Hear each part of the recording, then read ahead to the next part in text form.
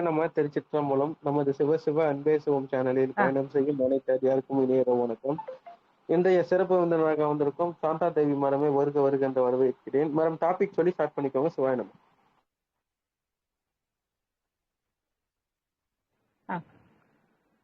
வணக்கம். சிவசிவ அன்பே சிவம் சேனல் நேயர்களுக்கும் குழுவினருக்கும் வணக்கம். நமது இன்றைய தலைப்பு ஆரோக்கிய வாழ்வியலுக்கான யோகா, யோகா ஃபார் ஹெல்த்.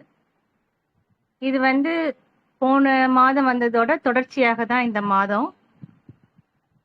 இது என்ன பார்த்தோம், போன முறை பார்த்தோம்னாக்க பகுதி 1ல நம்ம யோகம்னா என்ன, நிறைய விதமான யோகா இருக்குது. பக்தி யோகா, கர்ம யோகா, ராஜ யோகா, அப்படின்னு நிறைய விதமான யோகா இருந்தாலும் யோகாங்கிறது நம்ம பொதுவா நமக்கு மக்களுக்கு புரிஞ்சிருக்கிறது என்னன்னா ஆசனம், யோகா ஆசனம். அதுதான் யோகா ஆசனம், மட்டும் யோகா கிடையாது. யோகாங்கிறது 8 விதமான அங்கங்கள், உறுப்புகள் கொண்டதுதான் யோகா, யோக வாழ்வியல். அது அஷ்டாங்க யோகான்னு சொல்லுவாங்க. அதுல இருந்துதான் இப்ப நிறைய யோகா முறைகள் பாத்தீங்கன்னா yin yang யோகா, இன் யோகா, நம்ம வினாசாய யோகா, இது நிறைய பேர் கமர்ஷியலாவே நிறைய பேர் வேற மாறி வந்துட்டு நம்ம அந்த அஷ்டாங்க யோகம் பத்தி இன்னும் கொஞ்சம் நல்லா பார்க்கலாம். அஷ்டாங்க யோகம் இது நம்ம யோகம்னா 2 பேரை நம்ம முக்கியத்துவமா கொடுத்து பார்க்கணும். ஒருத்தர் எல்லாருக்கும் தெரிஞ்சவங்க தான் 2 பேருமே. பதஞ்சலி அவர் தான் யோக சூத்திரம் எழுதினாருன்னு சொல்லுவாங்க. அடுத்தது சைவ திருமுறைகளில் 10ஆம் திருமுறையான திருமந்திரம், திருமூலர் அவர்கள் எழுதியது. இந்த திருமந்திரத்துல இல்லாத விஷயமே கிடையாது. இன்றைய நவநாகரிகமான உலகத்துல நம்ம ஏஐ சொல்றோம் இல்லைங்களா, ஆர்டிபிஷியல் இன்டெலிஜென்ஸ் உட்பட விஞ்ஞானத்தோட வளர்ச்சி, உச்சக்கட்ட வளர்ச்சின்னு சொல்ற அத்தனையுமே நம்ம திருமந்திரத்துல திருமூலர் குறிப்பிட்டிருக்காரு. அதை நம்ம டீப்பா படிக்கும் போது நம்ம இந்தியால இருந்தவர்கள், நம்ம முன்னோர்கள், அந்த மெய் ஞானம், மெய்ங்கிறது வெறும் உடல் மட்டும் கிடையாது, உண்மை, இந்த அண்டத்துக்கும் பிண்டத்துக்குமான தொடர்பு, அண்டவெளி, அண்டம் கடந்து எல்லாத்தையுமே அறிஞ்சு குறிப்பிட்டிருக்காங்க. அதுல அவர் பாத்தீங்கன்னாக்க 9 தந்திரங்கள் அந்த திருமந்திரத்துல இருக்குது. அதுல 3ஆம் தந்திரத்துல முதலாவதாக இடம்பெற்றிருப்பதுதான் அஷ்டாங்க யோகம். அட்டாங்க யோகம் தமிழ்ல சொல்லணும்னா, இந்த அட்டாங்க யோகத்தின் 8 உறுப்புகள் நம்ம ஏற்கனவே பார்த்ததுதான். அது திருமூலரோட வாய்மொழியா, இயம நியமமே எண்ணிலா ஆதனம், நயமுறு பிராணயாமம் பிரத்யாகாரம், சயமிகு தாரணை தியானன் சமாதி, அயமுறும் அட்டாங்கமாவது மாமே. இதுதான், அதாவது இயமம், நியமம், ஆசனம், பிராணாயாமம், பிரத்யாகாரம், தாரணை, தியானம், சமாதி, இந்த 8மே யோகத்தோட 8 உறுப்புகள். சரி, இதுல நம்ம போன முறை நம்ம மேலோட்டமாக பார்த்தோம். இந்த முறை நம்ம ஆரோக்கிய வாழ்வியல். ஆரோக்கிய வாழ்வியல்னா என்ன? பெருமையா ஒரு இந்த வியாதிக்கு இது மருந்து, இதுக்கு இது சொல்யூஷன்ன்றது மட்டுமே கிடையாது. வாழ்வியல்னா நம்ம லைஃப் ஸ்டைல். நம்ம அந்த யோக வாழ்வியலுக்கு மாற முடியலனாலும் அந்த யோகா வழிமுறைகளை வச்சு நம்ம எப்படி டே டு டே லைஃப், அன்றாட வாழ்வியலை நம்ம ஆரோக்கியமா வச்சுக்க முடியுங்கிறதுக்கு இந்த இயமம் நியமம்ங்கிறது ரொம்ப முக்கியமான அடிப்படையான விஷயமா இருக்குது. அந்த இயமம் பத்தி பார்த்தோம்னா, பதஞ்சலி அவர் 15 மகரிஷி யோக சூத்திர வகுத்திருக்காரு. அதுல அவர் 5 விஷயங்களை இயமங்களா சொல்லியிருக்காங்க. கொல்லாமை, வாய்மை, கள்ளாமை, வெஃகாமை, புலனடக்கம். திருமந்திரம் அதையே இன்னும் கொஞ்சம் விரிச்சு 10 விஷயமா சொல்றாங்க. அந்த 10ல பார்த்தோம்னா கொல்லாமை, பொய்யாமை, கள்ளாமை, நல்ல குணங்கள், புலனடக்கம், நடுநிலைமை, பகுத்துண்ணல், மாசின்மை, கள்ளுண்ணாமை, காமமின்மை அப்படின்னு சொல்றாங்க. இதுல இன்னொரு ஒரு சொல்லாடல் இதுல அவர் சொல்லியிருக்கார். அதுதான் இன்னைக்கு நம்ம ரொம்ப விரிவா பார்க்க வேண்டிய ஒரு சொல். அது எள் குணன். எள் என்னது? எள்ளுக்கும் குணத்துக்கும் என்ன சம்பந்தம் இருக்கு அப்படின்னு நம்ம யோசிக்க தோணுது இல்லைங்களா? அத கொஞ்சம் பார்ப்போம். அதுக்கு முன்னாடி அவர் சொன்ன மற்ற விஷயங்களையும் மேலோட்டமா பார்க்கலாம். கொல்லாமைங்கிறது இன்னைக்கு வெஜிடேரியன், நான் வெஜிடேரியன், எகடேரியன், வீகன், அப்படி இப்படின்னு நிறைய விஷயங்கள்லாம் மாறிட்டு, இது சாப்பிட்டா ஆரோக்கியம், இது சாப்பிட்டா ஆரோக்கியம் இல்லை அப்படின்னு 2 சாரார் பேசிட்டு இருக்கிறதுனால சாப்பிட்றவங்களுக்கும் குழப்பம், சமைக்கிற வீட்டுல இருக்க பெண்களுக்கும் குழப்பம்தான். என்னைய பொறுத்த வரைக்கும் என்னோட ஆலோசனை என்னன்னா, உங்க உடலுக்கு எது ஏத்து கொடுக்குதோ அதை நீங்க சாப்பிடலாம். இப்ப நல்ல கடினமான உடல் உழைப்பு கொடுக்கறவங்க ஒரு அளவாக நான்வெஜ், அசைவம் சாப்பிடும் போது அவங்களுக்கு அது பெரிய பாதிப்பு இருக்காது, செரிமானம் சரியா இருக்கும். உடல் உழைப்பே இல்லை, நாங்க உட்காந்துக்கிட்டே இருக்கிறோம், சரியா தூங்க மாட்டோன்னும் போது முடிந்த அளவுக்கு எளிய உணவுகளை சாப்பிடுறது நல்லது. அடுத்தது பார்த்தோம்னா பொய்க்கூறான்னா பொய்யாமை, பொய் சொல்லக்கூடாது, அது எல்லாருக்குமே தெரிஞ்ச விஷயம்தான். அடுத்தது பகுத்துண்புங்கிறது பகுத்துண்டு பல்லுயிர் ஓம்புதல்ங்கிறது நம்ம தமிழர் மரபு. இருக்கிறத பகுத்து சாப்பிடுறதுன்னு ஒரு அர்த்தம். ஷேரிங் இஸ் கேரிங் பிள்ளைங்களுக்கு நம்ம சொல்லித்தரோம். ஆனா நம்ம இந்த ஆரோக்கிய வாழ்வியல்ல இன்னும் கொஞ்சம் அதிக ஆழமா பார்த்தோம்னா பகுத்துண்பான், இதுல நம்ம பகுத்து அறிவுன்னு சொல்றோம் இல்லைங்களா?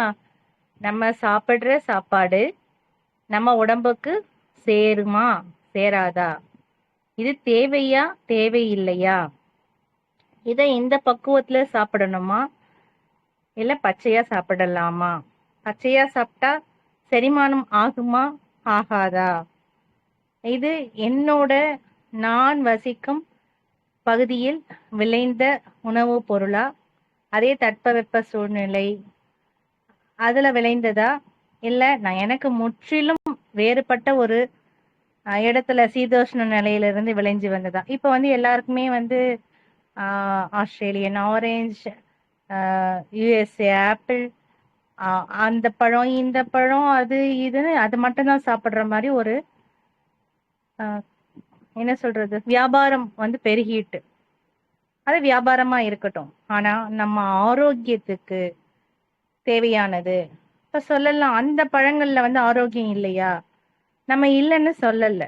ஆனா அதை விட ஆரோக்கியம் கூடுதலா நம்ம உடம்புக்கு, நம்ம டிஎன்ஏ சொல்றோம் இல்லைங்களா, நம்ம மரபணுவுக்கு ஏத்த உணவுங்கிறது நம்ம பகுதியில நாம வசிக்கும் நாம வாழும் பிரதேசத்துல விளையக்கூடிய உணவுப் பொருட்கள் தான் பொருந்தி வரும். இப்ப நம்ம நிறைய இப்ப பார்த்தோம்னா நிறைய வியாதிகள் புதுசாங்கிறத விட அதிகமாயிட்டு. கிட்னி பேஷண்ட்ஸ் அதிகமாயிட்டாங்க, டயபெட்டிக் பேஷண்ட்ஸ் அதிகமாயிட்டாங்க, கேன்சர் பேஷண்ட்ஸ் அதிகமாயிட்டாங்க.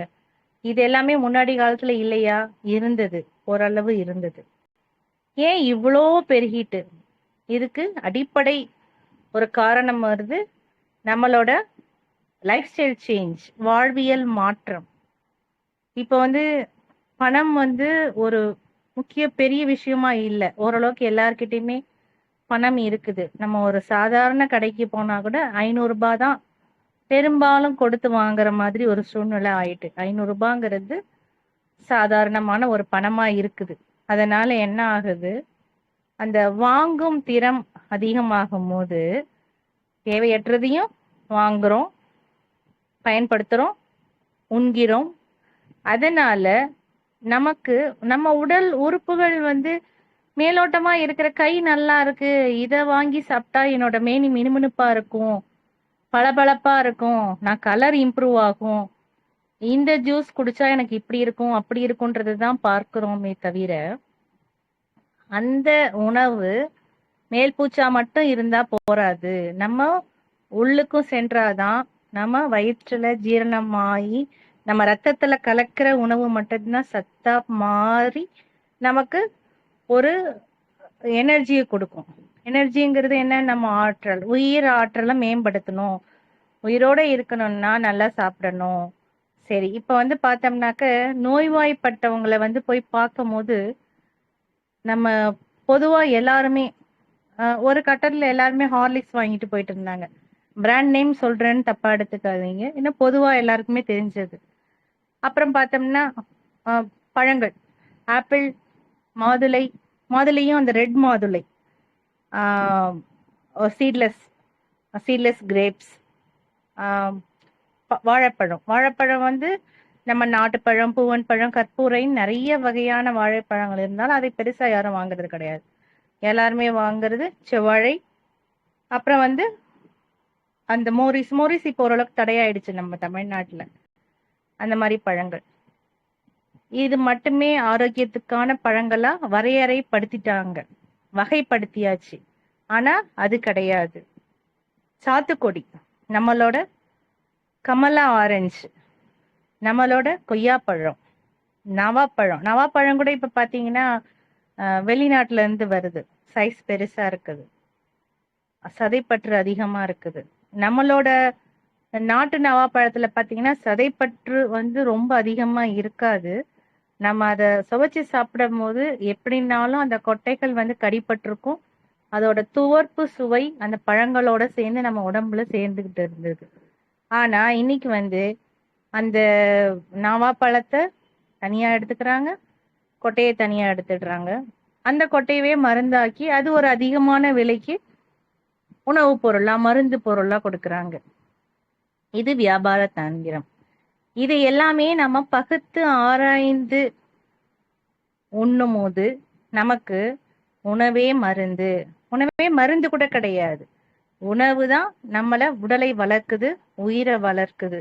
அப்ப அந்த உணவை எப்படி சாப்பிடணும் அப்படிங்கிறத பகுத்து உண்ணும் போது நம்மளோட ஆரோக்கியம் மேம்படும். அடுத்தது மாசிலான். மாசிலான்றது குற்றம் குறை இல்லாம இருக்கிறது, அது வந்து நம்ம எல்லாருக்குமே தெரியும். அடுத்தது பாத்தீங்கன்னா அந்த எல்குணன். எல்குணன் அப்படின்னா என்ன? எல்குனா எனக்கு தேவை, ஆனா அதோட ஆடம்பரமா இருக்கிற விஷயம் எனக்கு தேவை கிடையாது. எனக்கு பசி, பசிக்கு உணவு தேவை, ருசியான ஆரோக்கியமான உணவு தேவை. ஆனால் ருசி மட்டுமே உள்ள அதிக விலை கொடுத்த உணவு தேவையில்லை. அதுதான் அந்த எல்குணன். பகுத்து ஆராய்ஞ்சு நமக்கு எது தேவையோ அதை மட்டும் எடுத்துக்கிறவங்க தான் அந்த எல்குணம். எல்குனா தேவையில்லாதது அப்படி சொல்லிட்டு.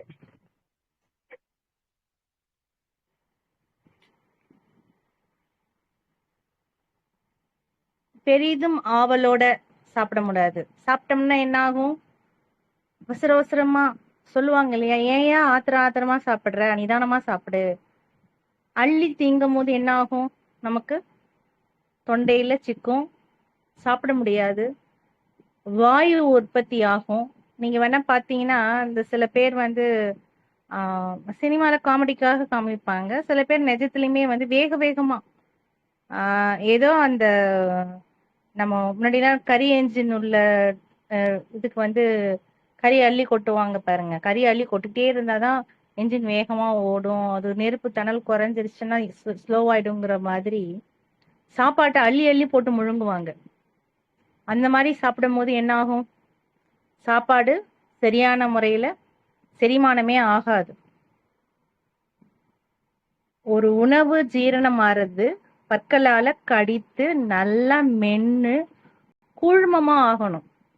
அது என்ன சொல்லுவாங்கன்னா, வலது பக்க பற்கள், கடவாய் பற்கள் மூலயமா ஒரு 15 முறை மென்னு, அப்புறம் அதை இடது பக்கம் அனுப்பி அது ஒரு 15 முறை மெல்லும் போது அந்த ஒரு கவள உணவுங்கிறது, ஒரு வாய் உணவு கூழாகும். கூழாகும் போது என்ன ஆகும்? நம்ம எச்சில் தான் முதலா நம்ம உடம்புல சாப்பிடுற சாப்பாடை செரிமானம் ஆக்கக்கூடிய ஒரு திரவம் நம்மளோட எச்சில். இப்போ நம்ம வாய் சரியில்லை, ஜுரம் அடிச்சிருச்சு, சாப்பாடே இறங்கல, டேஸ்டே இல்லை அப்படின்னு சொல்லும் போது அவங்களால நீங்க என்னதான் கஞ்சி கொடுத்தாலும் சரி, இட்லி கொடுத்தாலும், இடியாப்பம் கொடுத்தாலும் சாப்பிட முடியாது.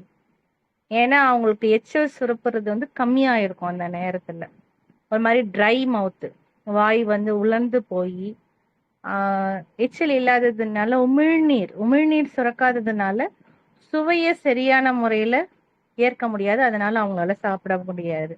அதுக்காக தான் நம்ம என்ன பண்ணுவோம்? நோய்வாய்ப்பட்டவங்களுக்கு கொஞ்சம் புளிப்புத்தன்மை கொடுக்கக்கூடிய சாத்துக்குடி ஜூஸ். முன்னாடிலாம் ஆல் பக்கோடா பழம்னு சொல்லிட்டு நாட்டு மருந்து கடையில கிடைக்கும். நல்லா இருக்கும். அது புளிப்பா இனிப்பா, அது ஒரு மாதிரியான டேஸ்டா இருக்கும். அதை துளியோண்டு கிள்ளி வாயில வைக்கும் போது என்ன ஆகும்னா, உமிழ்நீர் சுரப்பு அதிகமாகும். உமிழ்நீர் சுரக்க ஆரம்பிச்ச பிறகு கஞ்சி குடிச்சாலும் குடிக்க முடியும். இதெல்லாம் நம்ம பாரம்பரிய முறைகள்ல இருந்த விஷயங்கள் தான் இப்பயும் சிலரால தொடரப்படுகிறது. அந்த மாதிரி சாப்பிடும் போதுதான் என்ன ஆகும்? உமிழ்நீரோட கலந்த உணவு குழாய் வழியா செல்லும் போதுதான் செரிமானம் ஆகும். சரிங்க, நாங்க அந்த மாதிரி மென்னு சாப்பிட்டுட்டோம். இன்னைக்கு இப்ப காலையில சாப்பிட்டது எனக்கு மதியானம் சத்து வந்துருமா? வராதுங்க. சரி, இன்னைக்கு சாப்பிட்டேன், நாளைக்கு எனக்கு தெம்பாயிடுவேன்னா ஆக மாட்டோங்க. ஏன்னா நம்ம இன்னைக்கு சாப்பிட்ட உணவு நம்ம உடம்புல சத்தா மாறதுக்கு 21 நாட்கள் தேவை. 21 நாட்கள் நம்ம உடம்புல ஊறினாதான் இன்றைக்கு சாப்பிட்ட உணவு சத்தாக மாறும். அதனாலதான் நம்ம எந்த ஒரு விஷயத்தையும் ஒரு 21 நாள் செய்யுங்க. செஞ்சா அது சரியாயிடும். நீண்ட கால ஒரு பிரச்சனை தீரணும், ரொம்ப காலம் நோய்வாய்ப்பட்டிருக்காங்க அப்படின்னும் போது என்ன ஆகும்? ஒரு மண்டலம் விரதம் இருங்க.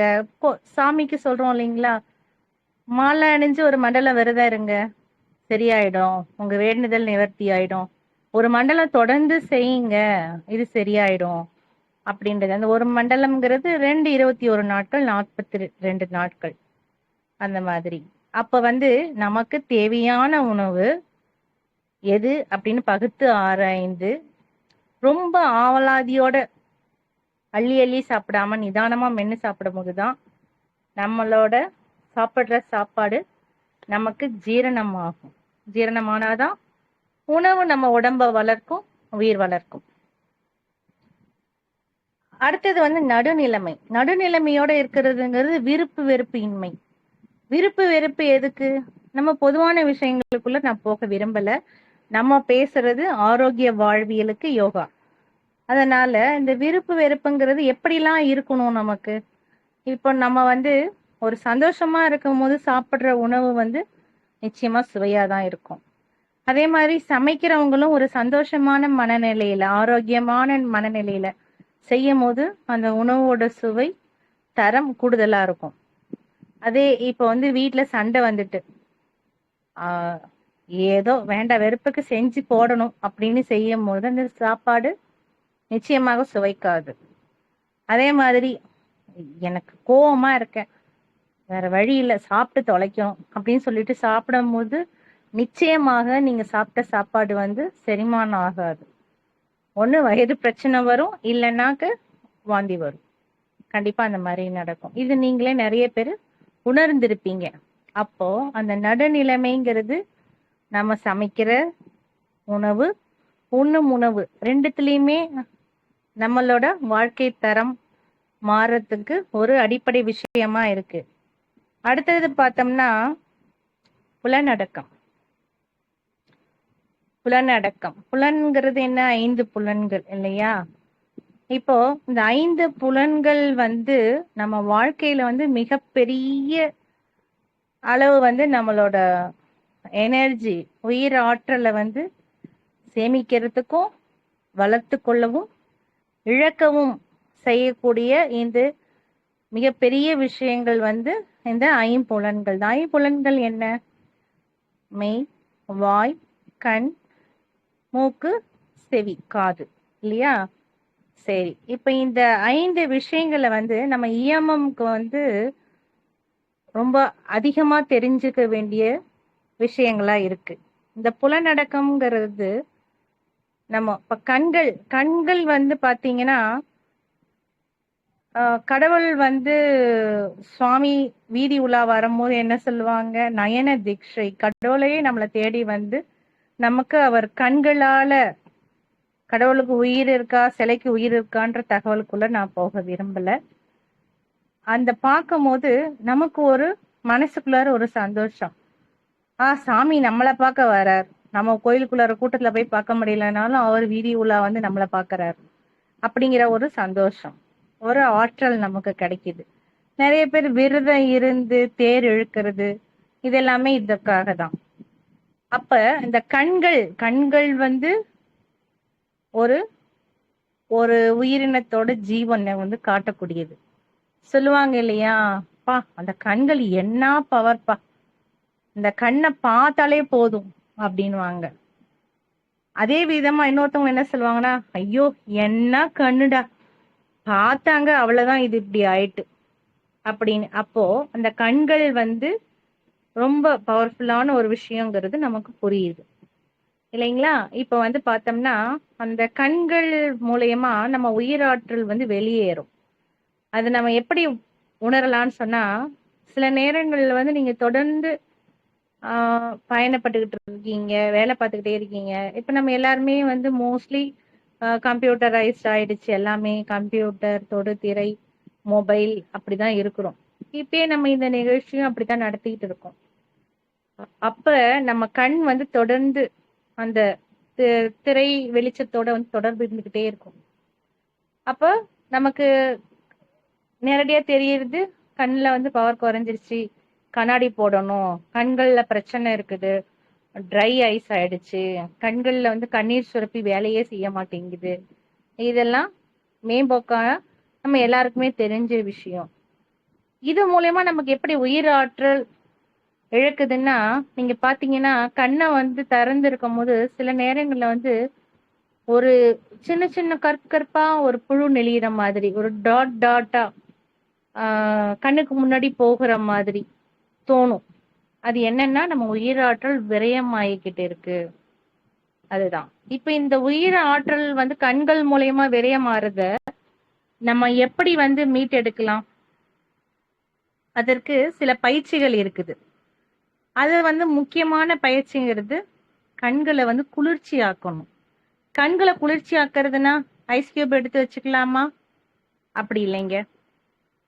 இயல்பா நம்ம வேலை பார்த்துக்கிட்டு இருக்கோம், ஆனா 2 நிமிஷம் நம்ம கண்ணுக்கு வந்து ரெஸ்ட் தேவைன்னும் போது உங்க உள்ளங்கைகளை குமிச்சுக்கோங்க. குமிக்கும் போது உங்க கை விரல்கள் புருவத்துக்கு மேலையும் உள்ளங்கைகள் வந்து கண்கள் மேலையும் இருக்கிற மாதிரி 2 கண்ணையும் 2 கைகளால பொத்தி வச்சுக்கிட்டீங்கன்னா அந்த கண் வந்து இம்மீடியட்டா ஒரு 2 நிமிஷத்துல அப்படியே அமைதியாகி கண்கள்ல இருக்க சோர்வு களைப்பு வந்து நீங்கிடும். அப்ப இது மாதிரி செய்யும் போது கண்களுக்கு வந்து எனர்ஜி கிடைக்கும், அந்த எனர்ஜி லாஸ்ங்கிறது குறையும். அடுத்த விஷயம்னு பார்த்தோம்னாக்க நம்ம திருப்பி உணவு முறைக்கு வரும். நமக்கு தெரியும் கண்கள்னாலே உடனே கேரட் என்ன இருக்குன்னா கண்குள்ளார இருக்கிற அந்த கருவிழி அப்படி சொல்றோமே, இந்த மாதிரி தோணுது. ஸோ கேரட்டு, கீரை எடுத்துக்கோங்க, முருங்கைக்கீரை சாப்பிடுங்க. இதெல்லாம் சாப்பிடும் போது நமக்கு கண்களுக்கு நல்ல ஒளி பெறும். நம்ம குழந்தைகளுக்கு சொல்லித்தரோம், ஆனா நம்ம மறந்துடுறோம். அந்த மாதிரி உணவு முறையில சரி பண்ணிடுறோம். அடுத்த ஒரு விஷயம் வந்து இப்ப நீங்க நிறைய யோகா பயிற்சி மையங்கள்ல போயிருந்தீங்கன்னா அங்க வந்து ஒரு விளக்கு ஏத்தி விளக்கு ஒளிய பார்க்கறது. அது குறிப்பிட்ட நேரம் வரைக்கும் பார்க்கணும், குறிப்பிட்ட நேரம் வரைக்கும் கண்கள்ல மூடணும். மூச்சு கவனிக்கணும் அப்படிங்கிற முறைகள்ல வந்து நிறைய பேர் சொல்லி தருவாங்க. முறையான பயிற்சியாளர்கிட்ட கற்றுக்கொண்டு பயிற்சி பெறதுதான் நல்லது. அடுத்தது பார்த்தோம்னா, இந்த கண்களை வந்து கண்ணை கழுவுறதுன்னு சொல்லிட்டு முன்னாடிலாம் அது வந்து இயல்பா இருந்தது. ஒரு ஒரு கப்பு மாதிரி கண் ஷேல ஒரு கப்பு மாதிரி வச்சு கண்கள்ல தண்ணி வச்சு கழுவுவாங்க. நம்ம வீட்லயே வந்து சுத்தமான ஒரு பாத்திரத்துல சுத்தமான தண்ணியில கண்களை முடிச்சு பார்க்கலாம். கண்களை வந்து திறந்து திறந்து மூடும் போது கண்கள்ல இருக்க தூசி வந்து வெளியேறும் போது, கண்கள் வந்து கழுவப்படும் போது கண்கள்ல ரத்த ஓட்டமும் சரியாகும். இதுவும் வந்து நீங்க ட்ரை பண்ணி பார்க்கலாம். அடுத்தது கண்களை சுத்தி நம்ம வந்து ஒரு அக்கு பிரஷர் மாதிரி கொடுக்குறோம். எப்படின்னா, நம்ம பொட்டு வைக்கிறோம் இல்லைங்களா, மூக்கோட மேல 2 புருவ மத்தியில அங்க இருந்து தொடங்கி புருவங்கள் வழியா சுத்தி வரும்போது இமைகளுக்கு கண்களுக்கு கீழே ஒரு எலும்பு இருக்கு இல்லையா, அந்த எலும்பு வரைக்கும் மெதுவா ஒரு சுத்தி ப்ரெஷர் மாதிரி கொடுக்கும் போது கண்களுக்குள்ளார ரத்த ஓட்டம் சீராகும். இந்த எனர்ஜி லாஸ்ங்கிறது குறையும். அப்போ இத்தனை வகையிலையும் நம்ம கண்களை பாதுகாக்க வேண்டி இருக்கு. ஆனா அந்த புலநடக்கம்ங்கிற விஷயத்துல பாத்தீங்கன்னா கண்களுக்கு ரெஸ்ட் கொடுக்கணும். அது எப்படி கொடுக்கணும்? நம்ம தொடர்ந்து வேலை செய்யும் போது ஒரு 5 நிமிடங்கள் பசுமையான செடி கொடிகளை பார்க்கலாம், முகத்தை கழுவலாம், கண்களை வந்து மூடி மூடி திறக்கலாம், கண்கள்ல வந்து கை வச்சு மூடி வச்சிருக்கலாம். அடுத்தது முக்கியமான ஒரு விஷயம் வந்து ராத்திரி தூங்கணும். திருப்பி திருப்பி நம்ம சொல்ற மாதிரி நம்ம உடற்கடிகாரப்படி இரவு 11 மணில இருந்து 3 மணி வரைக்கும் அவசியம் தூக்கம் தேவை. ஒவ்வொருத்தருக்கும் அவரோட உடல் உழைப்பு வயதுக்கு ஏத்த மாதிரி 6ல இருந்து 8 மணி நேரம் தூக்கம் அவசியம் தேவை. அப்படின்னும் போது நம்ம தூங்கும் போது கல்லீரல் பித்தப்பை நல்லா வேலை செய்யும். நம்ம உடம்புல இருக்க கழிவுகள் எல்லாமே வெளியேறும். உடம்புல பித்தம் குறையும். பிளட் சர்க்குலேஷன் நல்லா ஆகும். சிறுநீரகம் நல்லா வேலை செய்யும். அப்போ நம்ம உடல் வந்து சீரா இருக்கும் போது கண்களும் நல்லா இருக்கும். இப்போ நம்ம உடல் உறுப்புகளுக்கும் இந்த மேல இருக்கிற ஐம்புலன்களுக்குமே சம்பந்தம் இருக்குது. கல்லீரலோட சம்பந்தம் உடையது கண்கள். அப்போ நீங்க ராத்திரி நல்லா தூங்கி எழுந்துச்சாலே கண் பிரச்சனைகளை தவிர்க்க முடியும். இது வந்து இயமம். இது வந்து செய்ய வேண்டிய விஷயம். ஆனா இன்னைக்கு லைஃப் ஸ்டைல்ல அது இல்லாம இருக்குது. அதனால நிறைய கண் பிரச்சனைகள் வருது. அடுத்து 2வது பார்த்தோம்னாக்க நாசி, மூக்கு. இன்னைக்கு வந்து நம்ம வெறும் பொல்யூஷன் எங்க பார்த்தீங்கன்னாலும் தூசி, புகை, குப்பை, துர்நாற்றம், இந்த சூழ்நிலையில தான் இருக்கிறோம். அப்படின்னும் போது நம்ம சுவாசிக்கிற காற்று பிராணசக்தியா ஆக்சிஜனா அப்படின்னு நினைச்சாலும் அதுல நிறைய கார்பன் கண்டென்ட், தேவையில்லாத கழிவுகள், அதுதான் நம்ம உடம்புக்குள்ளார போகுது. இது நேரடியா எந்த உறுப்பை பாதிக்குது? நம்மளோட நுரையீரல் சரியான முறையில இயங்கலைன்னா ரத்த ஓட்டம் சரியா இருக்காது, இதயத்திலையும் பாதிப்பு கொடுக்குது. ஸோ மொத்த உடலுமே பாதிப்படையுது. அப்போ நம்ம மூக்கை வந்து எப்படி சரி பண்ணிக்கலாம்? மூக்கை எப்படிங்க மூடி வச்சுக்கலாமா? நம்ம மாஸ்க் போட்டு எவ்வளவு கஷ்டப்பட்டோம். மாஸ்க் போடுங்க போட வேண்டாங்கிறது நான் சொல்ல வரல.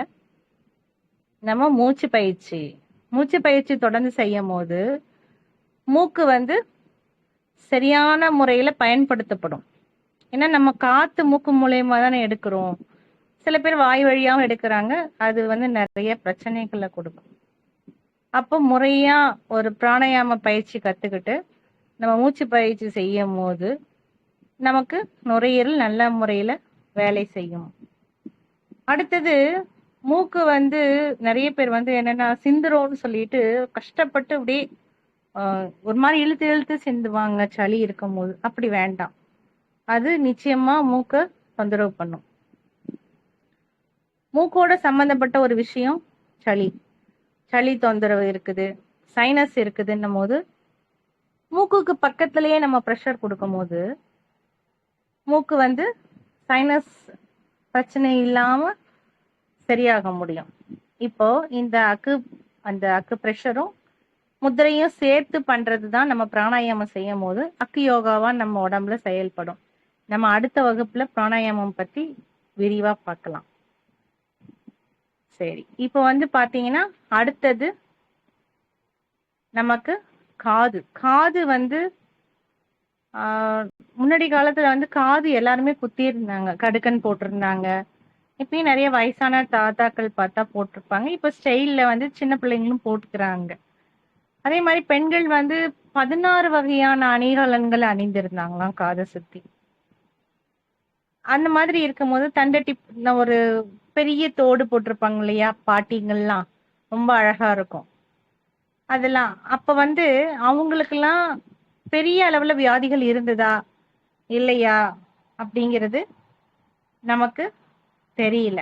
ஆனா அவர்களுக்கு காது கேட்கும் திறன் நல்லா இருந்தது. இன்னைக்கு நம்ம வெறும் எப்படி பொல்யூஷன், காற்று மாசுபடுதல் சொல்றோமோ அது மாதிரி ஒலி மாசுபடுதலையும் சேர்ந்துதான் இருக்கிறோம். எங்க பார்த்தாலும் சத்தம் சத்தம் சத்தம். இப்ப நம்ம வீட்லயே பாத்தீங்கன்னா ஸ்பீக்கர் வச்சுக்கிறோம், தியேட்டர் எஃபெக்ட் கொடுக்குறோம், சீரியல் பார்க்குறோம், ஃபோன்ல கேட்குறோம், ஃபோன்ல பேசுறோம், ஃபோனை காதுலயே வச்சுக்கிட்டு இருக்கோம். ஸோ திருப்பி திருப்பி திருப்பி திருப்பி சத்தம். சத்தம்ங்கிறது என்ன? அதுவும் ஒரு வகையான ஆற்றல். அந்த ஆற்றல் வந்து என்ன ஆகும்? எலக்ட்ரிசிட்டி மாதிரி தானே. உள்ளார போகும்போது மூளையே வந்து சமயத்துல வறட்சி அடைய ஆரம்பிக்கும் தலைக்குள்ளார. காது சவ்வு வந்து நிறைய பேருக்கு பாத்தீங்கன்னா காதுல வந்து சீழ் மாதிரி வருது, அந்த வேக்ஸ் நிறைய வருது, காது அரிக்குது, காது கேட்கிற தன்மை குறைஞ்சிருச்சு அப்படிங்கிறது இப்போ பொதுவா இருக்குது. இதுமே இப்ப எப்படி? காது வழியா இந்த ஆற்றல்கள் வெளியேறிக்கிட்டே இருக்குது. அப்போ காது வந்து பிரச்சனை இருக்கிறவங்களுக்கு பாத்தீங்கன்னா கண்டிப்பாக சிறுநீரக கோளாறு இருக்கும். அச்சோ, என்னங்க நீங்க இப்படி சொல்றீங்க, எல்லாரும் கிட்னி ஃபெயிலியர் ஆயிருமா அப்படின்னு கிடையாது. சிறுநீரக பிரச்சனை இருக்கும்னா நம்ம சிறுநீர் வந்து ஒழுங்கா கழிக்காம இருக்கலாம், போதுமான அளவு தண்ணீர் எடுத்துக்காம இருக்கலாம், கழிவுகள் வெளியேறாம இருக்கலாம் ஒழுங்கா, இல்ல வந்து கிட்னில ஸ்டோன் இருக்கலாம், பெரிய பிரச்சனைகளும் இருக்கலாம். அப்போ நம்ம காது நல்லா இருக்கணும்னா அதுக்கான இயமம் என்ன செய்ய வேண்டியது? நல்ல தண்ணி குடிக்கணும், போதுமான அளவு, தேவையான அளவு தண்ணீர் குடிக்க வேண்டும். தண்ணீருங்கிறது வெறும் தண்ணி தான் குடிக்கணும்னு கிடையாது. நீங்க பழச்சாறுகளா எடுத்துக்கலாம், மோர் எடுத்துக்கலாம், சூப் மாதிரி எடுத்துக்கலாம், அந்த மாதிரி எடுத்துக்கலாம். எடுத்துக்கும் போது நமக்கு இந்த உடம்புல வந்து நீர் சத்து நல்லா இருக்கும். இதுல பாத்தீங்கன்னா இன்னொரு விஷயம், இந்த நீர் நீர் நீர்னு சொல்லிட்டு இருக்கோம் நம்ம. இதுல இன்னொரு பிரச்சனை என்னன்னா, நிறைய பேருக்கு வந்து கால்கள்ல வீக்கம் இருக்கும், பாதத்துல வீக்கம், கணுக்கால்ல வீக்கம், கால்கள்ல வீங்கி இருக்குது. அப்புறம் இன்னொன்னு வந்து பாத்தீங்கன்னா கைகள் வந்து மடக்கி விரிக்கவே முடியல, கையில மூட்டுக்கு மூட்டு வலிக்குது, விரல்கள் மூட்டுல எல்லாம் வலி இருக்குது. அப்படின்னும் போது அவங்க எல்லாருக்குமே பார்க்கும்போது கொஞ்சம் காதுலயும் பிரச்சனை தெரியும் அவங்களுக்கு. அப்போ நம்ம உடம்பு ஒரு ஒரு உறுப்பும் ஒரு ஒரு விதத்துல இணைந்துதான் செயல்பட்டுக்கிட்டு இருக்கு. இப்ப இது எல்லாத்துக்குமே அடிப்படை காரணம் என்ன? நம்ம போதுமான நீர்ச்சத்து உடம்புல இல்ல, ஆற்றல் குறையுது, அதுதான். சரி, இப்ப நம்ம வந்து கண்கள் பார்த்தாச்சு, மூக்கு பார்த்தாச்சு, காது பார்த்தாச்சு. அடுத்தது வாய். வாய்ங்கிறது, வாயை கட்டினாலே பிரச்சனை இல்லை அப்படின்னு நிறைய சொல்லி கேள்விப்பட்டிருப்போம். வாயை கட்டுதல்லாம் என்ன? பேசாம இருக்கணுமா? தேவையில்லாத நேரத்துல பேசாம இருக்கிறது நல்லது. மௌனம் வந்து நல்லதுன்னு சொல்லுவாங்க. இப்ப வந்து தியானம்ல வந்து இருக்கிறவங்க, அதுக்கு அடுத்த உயர்நிலையில போறவங்கலாம் வந்து மௌனம்ங்கிற ஒரு பயிற்சியை வந்து கடைபிடிப்பாங்க. அதனால நம்ம ரொம்ப எனர்ஜி வந்து சேமிக்கப்படும், ஆற்றல், உயிர் ஆற்றல். பேசுற மூலயமா தான் நிறைய ஆற்றல் வந்து வெளியேறும். நமக்கு தெரியும் இல்லைங்களா? இப்ப நானே பாத்தீங்கன்னா 1 மணி நேரம் பேசி முடிக்கும் போது தொண்டை வறண்டு போயிடும், டயர்டாயிடும். 1 மணி நேரம் பேசினாலே எப்படின்னா நம்ம 24 மணி நேரத்துல 10 மணி நேரத்துக்கு மேலமா பேசிக்கிட்டே இருக்கும் போது நிச்சயமா நம்ம உயிராற்றல் குறையும். இப்ப நம்ம ஆசிரியர்கள், அப்புறம் வந்து மீடியால இருக்கிறவங்க, அரசியல்ல இருக்கிறவங்க, பேசிக்கிட்டே இருக்க வேண்டிய அந்த அறிவிப்பாளர்கள் அவங்கெல்லாம் வந்து நிறைய பேசும்போது என்ன ஆகும்னா, பேசி பேசி பேசி ஒரு கட்டத்துல வந்து பாத்தீங்கன்னா அவங்க உடம்பே வந்து ஒரு மாதிரி ட்ரை ஆன மாதிரி ஒரு ஃபீல் இருக்கும். ஒரு சுருக்கம், தளர்வு இதெல்லாம் தெரியும் அவங்க கிட்ட. அப்ப வந்து என்ன ஆகும், அவங்களோட குரலுமே மாறுபாடு அடையும் கொஞ்சம். ஈவன் பாடகர்கள் வந்து ரொம்ப தேவையான அளவுக்கு பாடுவாங்க, தேவையான அளவுக்கு தான் பேசுவாங்க. தேவையில்லாம பேசவே மாட்டாங்க, வாயே திறக்க மாட்டாங்க. அப்படின்னும் போதுதான் அவங்க குரல் மாறாம இருக்கும். அதனால நம்ம பேசும்போது வாய்ங்கிறது பேசுறதுக்கு மட்டும் கிடையாது, நம்ம சாப்பிடுறதுக்கும் முக்கியமானது வந்து வாய். வாயை கட்டுதல், வயிற்றை கட்டுதல், இது ரெண்டுமே சொல்லுவாங்க இல்லையா? ஒரு பெண் வந்து குழந்தை உருவாகி இருக்கும் போது வாயும் வயிறுமா இருக்கா அப்படின்னும் போது என்ன அர்த்தம் ஆகுது? அதுக்கு வயிற்றுல குழந்தை இருக்கும் போது அவ வாய்க்கு கொஞ்சம் சாப்பாடு ருசியா தேவைப்படுது, அவ கொஞ்சம் சாப்பிட்டுட்டு இருக்கணும், தேவையான சத்து கிடைக்கணும். அதுதான் பாவம் பிள்ளை வாயும் வயிறுமா இருக்கு, நம்ம இதை வாங்கிட்டு போய் கொடுப்போம், இதை செஞ்சு கொடுப்போம்னு எல்லாருமே சொல்றத நம்ம கேட்டிருக்கோம். அப்போ அவங்களுக்கு அந்த நேரத்துல தேவை என்ன, அறுசுவையும் தேவை. அதனால விதவிதமா சமைச்சு கொடுக்கலாம். இப்ப நமக்கு உடல் உழைப்பே இல்ல, ஆனா நம்ம வந்து விதவிதமா சாப்பிட்டுட்டே இருக்கலாமா?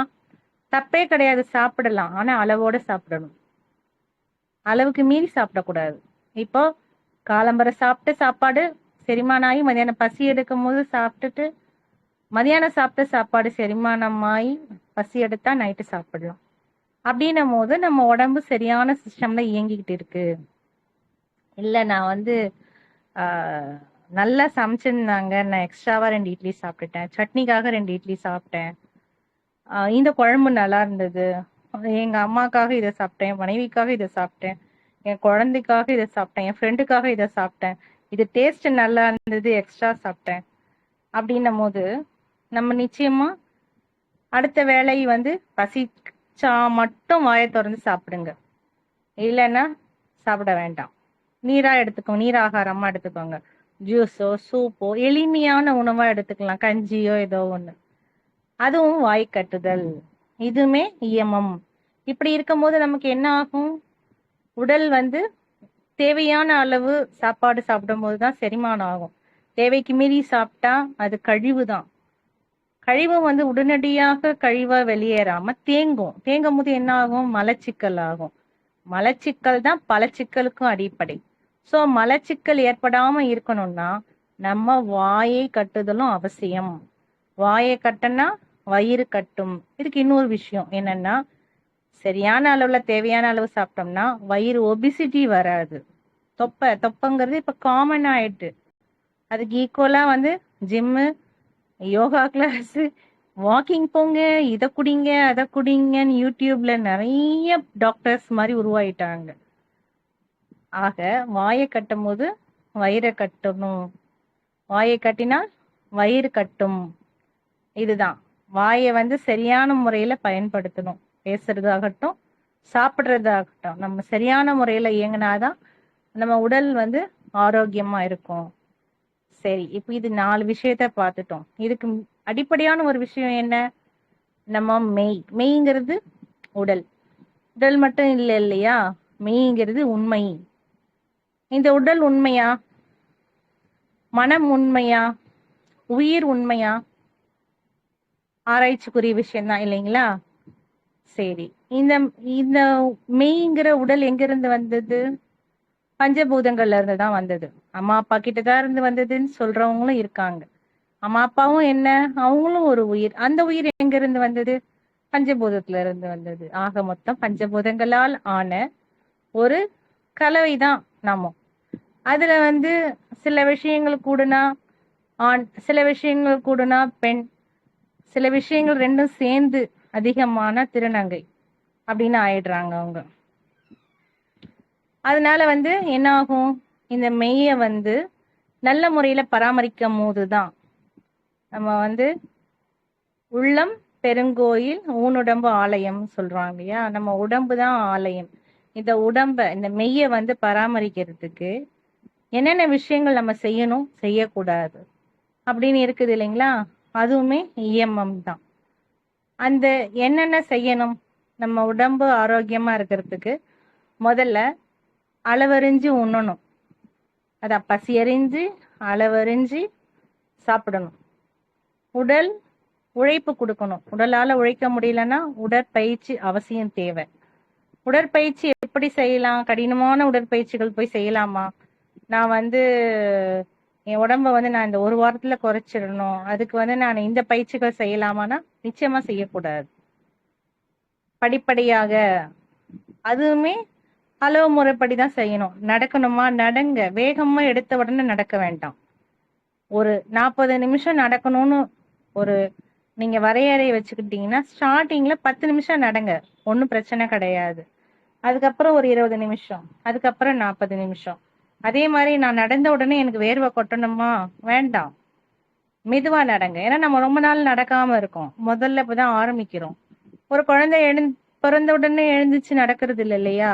தவழ்ந்து தவழ்ந்து அதுக்கப்புறம் நடந்து ஓடி, அப்படித்தானே எல்லாமே. அதே மாதிரிதான் நம்ம எந்த ஒரு பயிற்சியும் செய்யும் போது ஆரம்ப நிலையில வந்து மெதுவா தான் தொடங்கணும், சீரா.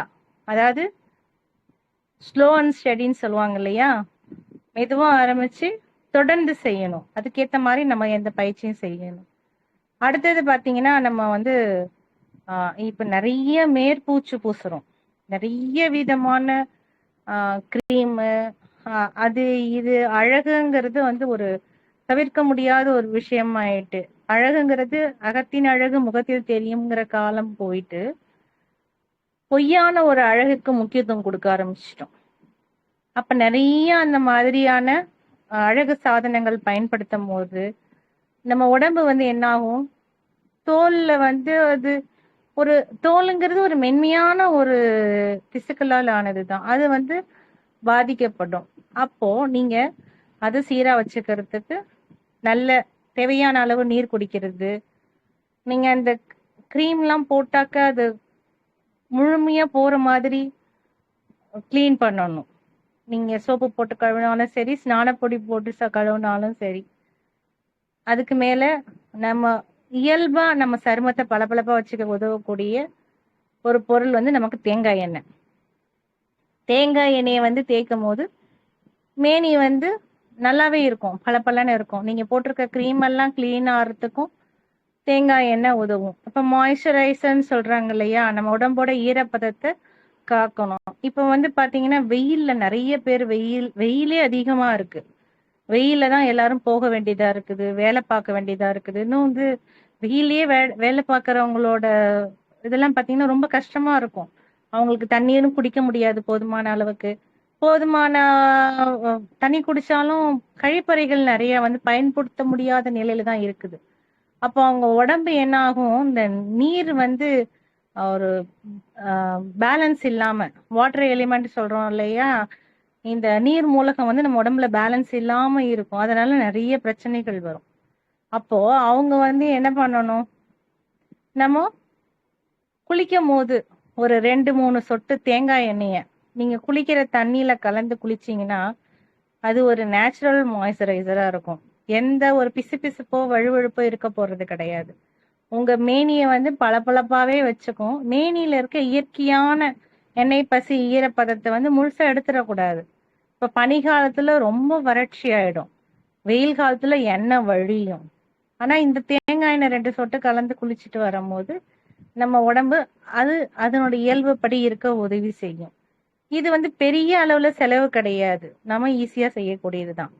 இதையும் மீறி என்ன செய்யலாம்?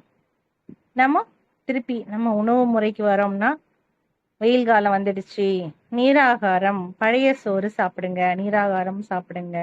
இப்ப சென்னையில வந்து ஸ்டார் ஹோட்டல் எல்லாம் பாத்தீங்கன்னா ஒரு காலை உணவா பழைய சோறு வந்து பாத்தீங்கன்னா 1900 ரூபாய் ஒரு ஒரு கிண்ணம். அதுக்கு ஒரு பச்சை வெங்காயம், சின்ன வெங்காயம், பச்சை மிளகா, மோர் மிளகா, ஒரு ஊறுகாய், ஒரு இதை வத்தலோ ஏதோ வச்சு 1900 ரூபான்னு ஒரு பெரிய ஸ்டார் ஹோட்டல்ல வச்சிருக்கிறதா சொன்னாங்க ஒரு நண்பர். நம்ம வீட்டிலே செஞ்சுக்கலாம் இல்லைங்களா? அந்த மாதிரி சாப்பிடலாம். அதே மாதிரி இந்த பழச்சாறுகள், இப்ப வெயில் காலம் வந்துருச்சு, நமக்கு வந்து தர்பூசணி நிறைய கிடைக்கும், சாப்பிடலாம். சாயம் ஏற்றாத தர்பூசணியா சாப்பிடுங்க, முலாம் பழம் சாப்பிடுங்க, தண்ணீர் நிறைய குடிங்க, மோர் குடிங்க. உங்களுக்கு ரொம்ப தாகமா இருக்குது, வெயில்னால எனர்ஜி ரொம்ப குறைஞ்சிருச்சுன்னா கவலையே படாம கொஞ்சம் கற்பட்டியோ இல்ல நாட்டு சர்க்கரையிலையோ கொஞ்சம் எலுமிச்சை சாறை கலந்து தண்ணியில கலந்து வச்சுக்கோங்க, குடிங்க, தப்பே கிடையாது. இன்னொன்னு நெல்லிக்காய். நெல்லிக்காய் மாதிரி ஒரு அருமையான உயிர் வளர்க்கும் கனி வந்து இல்ல. நம்ம அவையார் அதனால தானே அரியமானுக்கே கொடுத்தாங்க. அந்த நெல்லிக்காயை வந்து ஜூஸ் எடுத்துக்கோங்க. துவர்ப்பு சத்து. துவர்ப்பு சத்துங்கிறது எப்படின்னா நம்ம உடம்ப வந்து நல்லா வச்சுக்கும். நெல்லிக்காய் சுண்டைக்காய் எல்லாம் சாப்பிடும் போது இந்த நெல்லி ஜூஸோ இல்ல நெல்லி வற்றல் பொடியோ இல்ல நெல்லி வற்றலோ தேன் நெல்லிக்காவோ எந்த விதத்துலயாவது நம்ம சேர்க்கும் போது என்ன ஆகும்னா நம்ம வயிறு வந்து தூய்மையா இருக்கும். வயிறு வந்து தூய்மையா இருந்துச்சுன்னா செரிமானம் சரியா நடக்கும். நம்ம மண்ணீரல் சொல்றோம் இல்லைங்களா, மண்ணீரலும் நம்ம இரைப்பை வயிறு இதெல்லாமே சரியா இயங்குறதுக்கு துவர்ப்பு சத்து அவசியம் தேவை. அதுவும் குறிப்பா சொல்லணும்னா பெண்களுக்கு ரொம்பவே அவசியம் தேவை. இந்த துவர்ப்பு சுவை சரியா எடுத்துக்கிட்டே வரும்போது பாத்தீங்கன்னா நம்ம உடம்பு வந்து ஆரோக்கியமா இருக்கும், மலச்சிக்கல் இருக்காது, அவங்களுக்கு வந்து இந்த பீரியட்ஸ் பிரச்சனை வராது பெண்களுக்கு பொதுவா. வெத்திலை பாக்கு போடுறதும் நம்மளோட பழக்கத்துல இருந்தது, இப்ப இல்ல. துவர்ப்பு சுவை எது எதுலெல்லாம் இருக்குதோ அந்த உணவுகளை வந்து தேடி தேடி சேருங்க. மாதுளம்பழம் ஜூஸ் எடுத்துக்கலாம். மாதுளம்பழம் சாப்பிடும் போது என்ன சொல்றோம் நம்ம, நம்மளோட ரெட் பிளட் செல்ஸ் ரத்த அணுக்கள் கூடும், அனிமிக்கா இருக்கிறீங்களா உங்க ரத்த சோகை சரியாகும், மீனி பளபளப்பாகும். உண்மைதான். மாதுளை வந்து உள்ளார இருக்க வெள்ளத்தோலோட மென்னு சாப்பிடுங்க, இல்ல ஜூஸ் பண்ணி குடிங்க. அதே மாதிரி வாழைப்பூ. வாழைப்பூ வந்து துவர்ப்பு சத்து. செய்யறதுக்கு கொஞ்சம் கஷ்டமா இருந்தாலும் நமக்கு உடம்புக்கு அதிக சத்து கொடுக்கக்கூடியது. வாழைப்பழம் முன்னாடிலாம் வந்து பச்சை பச்சை வாழைப்பழம் சாப்பிடுவோம். அது சாப்பிடும் போது நாங்களாம் சின்ன பிள்ளையா இருக்கும் போது என்ன சொல்லுவாங்க, பச்சை வாழைப்பழம் சீதளம், சளி பிடிச்சுக்கும். ஆனா பச்சை வாழைப்பழம் ரொம்ப டேஸ்டா இருக்கும், விரும்பி சாப்பிடுவோம். அப்ப என்ன சொல்லுவாங்கன்னா அந்த தோல் இருக்கு இல்லையா, மேல் தோலுக்கு உள்ளார ஒரு வெள்ளை தோல் இருக்கும், அதை அப்படியே கைட்டு வழிச்சு அந்த தோலை சாப்பிட சொல்லுவாங்க. சாப்பிட்டா சளி பிடிக்காது, சளி முறிக்கும். ஆனா அந்த தோல்ல வந்து பாத்தீங்கன்னா பழம் இனிப்பா இருக்கும், அந்த தோல் உள் தோல் வந்து ஒரு விதமான சிறு துவர்ப்பு சத்தோட இருக்கும், சுவையோட இருக்கும். அது வந்து நம்ம உடம்பு வந்து ஆரோக்கியமா இருக்கும். இப்போ ஒரு உடம்புங்கிறது பாக்குறதுக்கு ஏத்தாப்புல இருக்கிறவங்கள பார்க்கும் போது புற தோற்றத்தை கொடுக்கக்கூடியதுதான் மெய். இந்த மெய்க்கு வந்து பொய் பூச்சுகள் இல்லாம மெய்யாலுமே நம்ம மெய் வந்து ஆரோக்கியமா வச்சுக்கணும்னா நமக்கு தேவை இந்த நியமங்களை முழுசா கடைபிடிச்சோம்னா நம்ம ஆரோக்கிய வாழ்வியல் வந்து சரியான முறையில போயிட்டு இருக்கோம் அப்படின்னு ஆகும். அடுத்தது பார்த்தோம்னாக்க கல்லுண்ணாமை. கல்லுண்ணாமை பத்தி என்ன சொல்றதுன்னு தெரியல.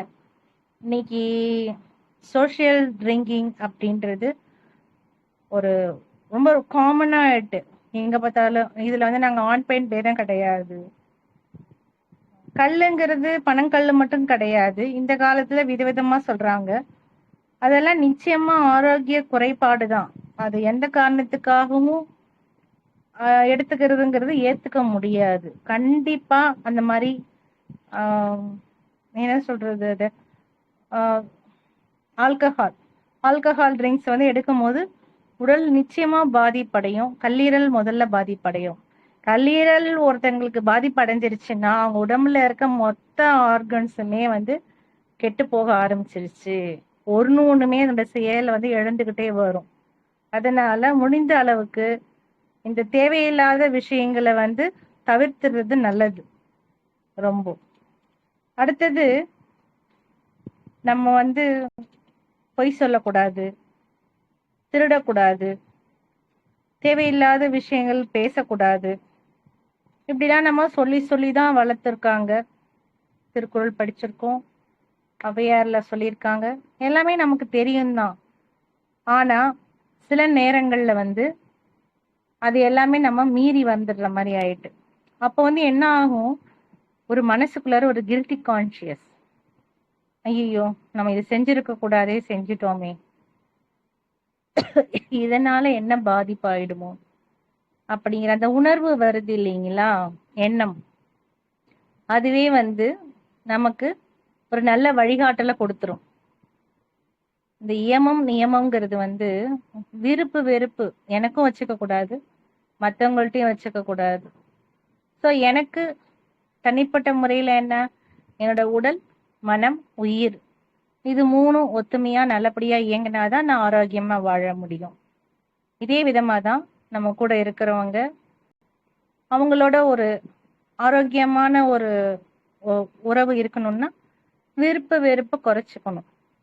இப்ப விருப்பு வெறுப்புங்கிறது என்ன, எனக்கும் மற்றவர்களுக்கும் தீங்கு செய்யாத விஷயங்கள் விருப்பத்துக்குரியது. என்னையும் கஷ்டப்படுத்தி அடுத்தவங்களையும் கஷ்டப்படுத்தினா அது வெறுக்கத்தக்கது. ஈஸியான விஷயம் தானே. இந்த விருப்பு வெறுப்புங்கிற 2 விஷயத்துக்குள்ளாரையே நம்ம வாழ்வியலை வந்து சரி பண்ணிக்க முடியும். நல்ல ஒழுக்கத்தை பேணும் போது தீய பழக்கங்கள் நிச்சயமா நம்மளை விட்டு விலகி போயிடும். எது செய்யலாம், எது செய்யக்கூடாது, இது 2 விஷயத்துக்குள்ளாரதான் நம்மளோட வாழ்க்கையோட வெற்றியும் இருக்குது. ஸோ இந்த இயமம் நியமம்ங்கிறது நம்ம உடல் ஆரோக்கியத்தோட மன ஆரோக்கியத்தையும் நம்ம வாழ்வியல் சூழலையும் மற்றவர்களோட நமக்கான ஒரு பிணைப்பையும் இணக்கமான ஒரு உறவையும் வளர்க்கறதுக்கு இந்த இயமம் நியமங்கிறது ரொம்ப முக்கியம். இது வந்து யோகாவோட அடிப்படை விஷயம். இது யோகாவுக்கு மட்டும் இல்லைங்க, நம்ம வாழ்க்கைக்குமே தான். அடுத்த விஷயத்த வந்து நம்ம அடுத்த கிளாஸ்ல பார்க்கலாம். இதுல ஏதாவது சந்தேகம் இருந்தா நீங்க கேட்கலாம்.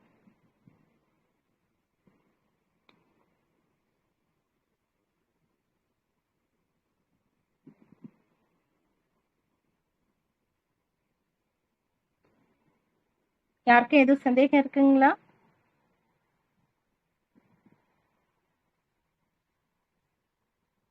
அருமையா இருந்தது மேடம். ஆக்சுவலா கிளாஸ் வந்து சூப்பரா இருந்தது. நிறைய விஷயத்த வந்து சொல்லியிருக்கீங்க.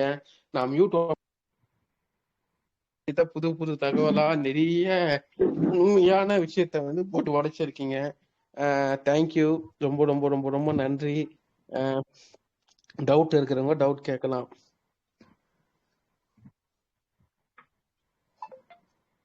Thank you sir.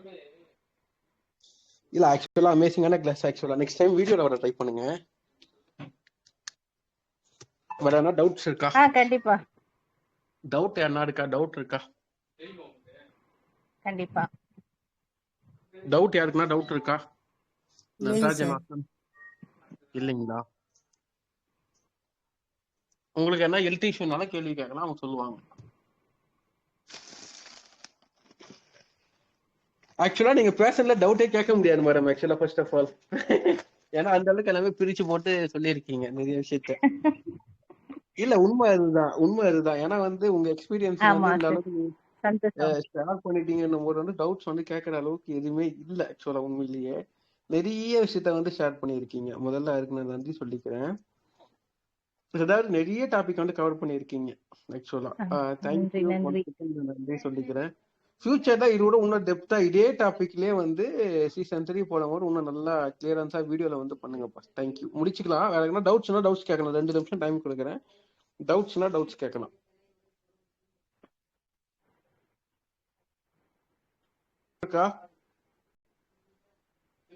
தேங்க்யூ. சரிங்கப்பா முடிச்சுக்கலாம். சாந்தா தேவி மேடம் தேங்க்யூ. முடிச்சுக்கிறேன். ரெக்கார்டிங் ஆஃப் பண்ணிக்கிறேன். தேங்க்யூ. Okay sir. ஓகே நன்றி. ஓகே அடுத்த வகுப்புல பார்க்கலாம். ஓகே நன்றி.